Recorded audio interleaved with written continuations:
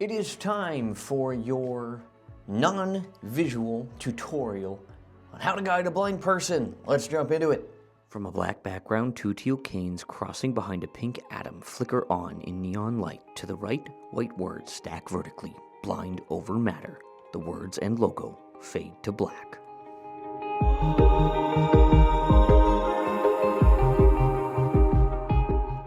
Hello everybody and welcome back. New shirt, new intro. I'm feeling pretty good overall. Still some things to work out, but today we're going to talk about how to guide a blind person, and what you're going to realize really quickly is that there is no one solution to guiding.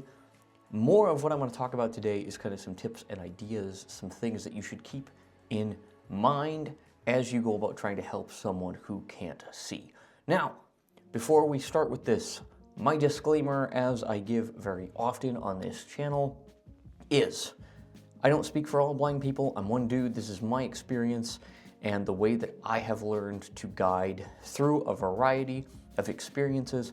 And we're going to start with kind of less formal and work our way towards a more formal setting, because there are certain things that you need to keep in mind. And we're going to start with less formal because it's probably the situation you're going to be in the most in terms of helping somebody out, or if you're the blind person, asking for help. So how do you do that? Now, what I have found from my own lived experience is the first thing to keep in mind is how often are you going to be helping this person, or how often are you getting help, right?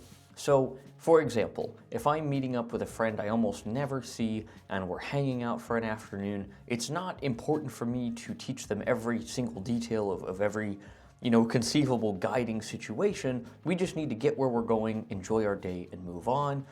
As compared to, for example, my wife and I have worked out a system because we hang out all the time because we're married. And that system looks completely different than the way that one of my buddies, who's more of a, beer and a ball game kind of guy, is going to guide me. So with that in mind, what are some things that you can do to start when guiding someone? Now, before you even start any kind of helping, the first thing to know is that you should ask. And that's going to sound kind of silly, but so many people have so many different ideas around guiding. And the first thing that you can ask is, hey, is there anything that I can do to help you today as we're, going to the mall? Is there anything that you need from me? And the reason that that is the best way to open the conversation is someone might say, you know what, I need some verbal guidance if I'm getting off track, but other than that, I want to walk independently, right? Or I can use my cane or my guide dog or whatever it is. I don't necessarily need, an arm or anything like that, but versus, yeah, actually, can I teach you how to guide me in the way that I need to, right? And so you're opening the door to that conversation. So step one is ask. And this applies for every single step that we're going to kind of take going forward as we get more formal. But the reason I wanted to start with the informal is because the context in which you are receiving a guide, or that you are helping a blind person, is going to matter a lot. Now, you've asked your question, maybe you've gotten, a hint or directly told that you could be a sighted guide, or you need someone needs you rather to guide them. How do you do that? And there are a few different kind of schools of thought. Again, I'm going to talk about my lived experience. And when I talk about informal setting, the other thing that I think of in terms of a low chance of seeing anybody ever again is getting through an airport. So if I need to get to my gate, if I need to catch a flight, if I need to go grab a bite to eat and use the bathroom, I am up against a time crunch. I don't have time to teach the finer details of sighted guide technique. And so typically what I'm going to do is I'm going to ask the person that I'm with, are you okay if I stand on your right side and put my hand on your shoulder? And I'm going to place a hand up on the shoulder, and they're just going to walk normally. And the reason that I tend to start that way, and actually it's something I tend to prefer altogether, is because it's the easiest opening into guiding for someone who's never done it before, and it doesn't feel invasive often to the person doing the guiding.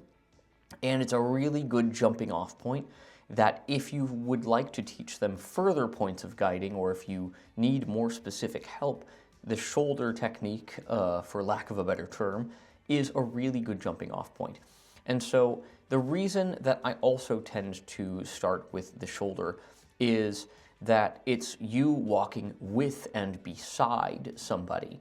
I think often when we think about guiding someone who can't see, you think, well, I have to be in the front because they can't possibly see or like navigate, independently. And I find that the psychological spin of walking next to somebody helps that guide and helps me as a blind person feel more comfortable. Now you can do this with other methods of guiding as well, and we'll get to kind of the more formal styles and things like that. But again, when you're not going to see someone again, I think the shoulder technique, and just place your hand on the person who's guiding you's shoulder, or if you are doing the guiding, ask the blind person, do you prefer to walk on my left or right? Do you have a side that you prefer? And you can put your hand on my shoulder and check in with the person as you get started. Is this a good pace for you? You feeling comfortable? Is there anything you need? And you don't have to be persistent and ask every 5 steps if everything's okay. Just check in and make sure that you have a rhythm. And that's kind of part 2, is feel it out. And again, these are non-answers, but I think sometimes we need this verbalized. And I think a lot of blind people don't always verbalize this. You got to make a system that works for you in that moment, no matter what that moment is. And as we move into situations that might be more formal, there might be specific things that you want to adhere to as the guide to make sure that the person that you're helping is, for example, if they're dressed up, right, you don't want to be banging them into tables and knocking over wine glasses. And so you might say, you know what, we're going to head down this aisle of the theater here. And as we do, there's a drink cart on your left, so I'm going to have you come right behind me. And once we pass that drink cart and we have some clearance, I will let you know.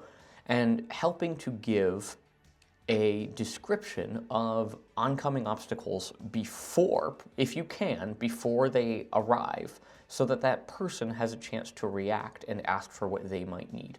As an example, again, when my wife and I walk together, and we're taking up, two people's worth of sidewalk in our neighborhood, she might say to me, hey, there's some people coming on the other side with a stroller and a dog. I'm going to have you come behind me, at which point I will assume a, guiding position behind her, where she's directly in front of me.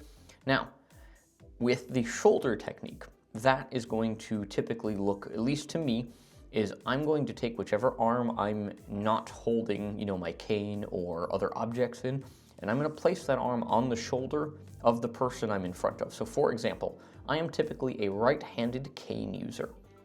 And so if we're going to go through a doorway, I'm going to hope that my guide tells me, hey, we've got a doorway coming up. I'm going to have you come right behind me. I'm going to place a hand on their shoulder, but my left hand is going to go on their left shoulder. That way, my body is directly behind that person, and I can follow them through the door and then move back. I typically walk on my guide's right-hand side when possible, and so I would then switch shoulders, and we'd reorient. If we need to stop for a moment to do that, we might need to do that. But again, that's where that feeling out. Okay, we made it through the door. Do you need to regroup? All right, sounds good. Let's do it. And so again, checking in is going to be something that runs really, throughout this entire video. Now, from really informal and checking in and just making sure you have something that works, I want to talk a little bit about some of the ideas behind different kinds of sighted guide ideas and techniques. I'm not an expert in these. I've just done them occasionally. And in terms of someone who is not disabled, does not have experience guiding blind people, I find that shoulder technique, and then also just that checking in, goes a long way in making someone who is guiding for the first time feel more comfortable. And for me personally, I find that because I'm able to humanize myself through that experience with a guide, it opens up a lot of doors for other conversation. How's the weather? How's the airport today? What should I go eat while I'm here, right? It opens up the door to those conversations, because then you're almost not even focused on guiding. You become focused on the relationship you're building with the person you're guiding. And that opens up a lot of doors to, increased accessibility and awareness. So now, as we move to something a little bit more formal, one of the ideas that presents itself a lot is that I, as the blind person, would stand next to you as if I was going to maybe use the shoulder technique from earlier. And I'm actually going to check in with you about this. I'm going to say, hey, is it okay if I put my hand just above your elbow on your right side? And so then what I would do as the guide is kind of, check in. Yep, that sounds good to me. And you want to walk as normally as you possibly can. And the reason that the blind person might use your elbow in the area just above your elbow is that you can learn a lot tactily about where someone's body is going, where they're turning. You make a lot of really minute movements with your arm that can be felt through the elbow. And so it's a much more tactily engaging way of being guided that some blind people feel a lot more comfortable with, because they're able to tell things about where you're going that you may not even verbalize or realize yourself. And so it's not because the blind person doesn't trust you, it's because maybe they want to take some of that pressure off of you. And one of the ways that they can do that is saying, you know what, I'm going to kind of take, quote unquote, the lead on interpreting the guiding through touch instead of putting pressure on you to talk about everything. And so that's a really, one school of thought that exists. I tend to find this a little less comfortable, mostly because most of the people that I am doing sighted guide with, or that are guiding me, because they've never done it before, when you ask, hey, can I put my hand by your elbow? Some people are like, what? Why? What do you want with my elbow? That's weird, right? That's uncomfortable for me. That's outside of what I'm used to. And so I find that it tends to create more situations where people feel uncomfortable and slightly awkward socially, and that then closes the same doors as the shoulder technique opens. And so that's why I don't tend to use it myself. Now, another reason the elbow technique can be helpful for the person being guided is when you go through a doorway, instead of me having to switch shoulders and orient myself behind you before we go through the doorway, which can be a bit awkward, the idea is, so if I have a hand on the elbow and we need to go through a doorway, as the guide, all I'm going to do is essentially, I'm going to, and I'll stand up and show you this actually, because I can do this with my mic now. So I'm going to have, let's say I'm guiding, I'm going to do this the wrong way for the benefit of the camera. If I'm using my left arm to guide someone and they're holding here near my elbow, and we're going to go through a doorway, all I have to do is actually take my hand, put it behind my back, and leave it right here. And the blind person is going to reach and grab your wrist right here. And that wrist is then positioned almost exactly behind your spine.